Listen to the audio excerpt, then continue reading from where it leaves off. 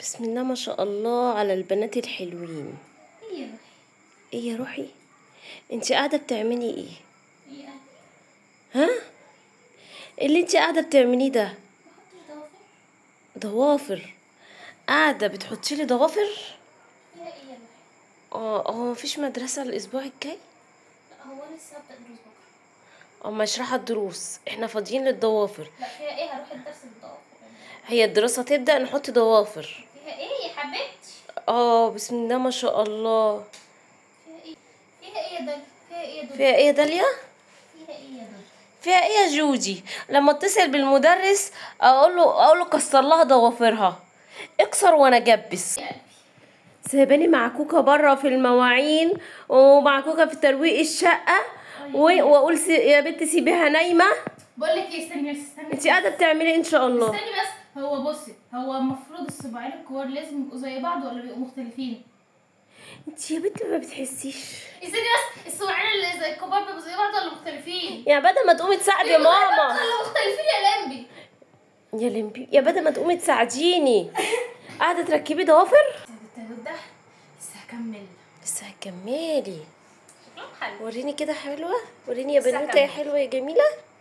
بسم الله ما شاء الله. ما خليتش بنات، شافش الاغنيه اللي هي بتاعت نانسي عجرم. اللي ما خلفش بنات ما شافش فقعة المرارة وشافش وجع القلب وما شافش المناهدة وسايب امه تغسل المواعين.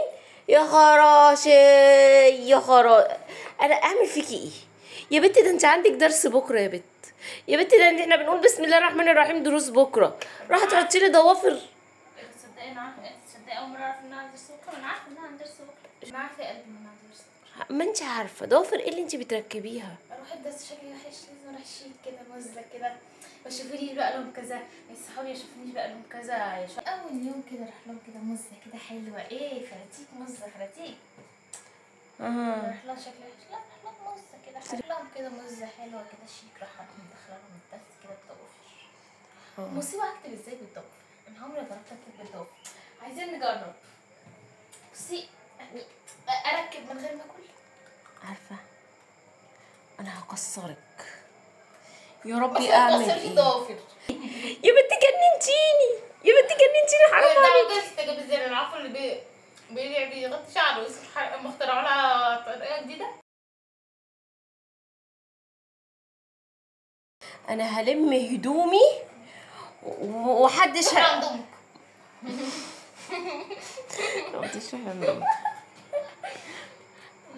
انا مش هروح عند امي، انا هلم هدومي وهروح في مكان النمله ما تعرفنيش في طريق. النمله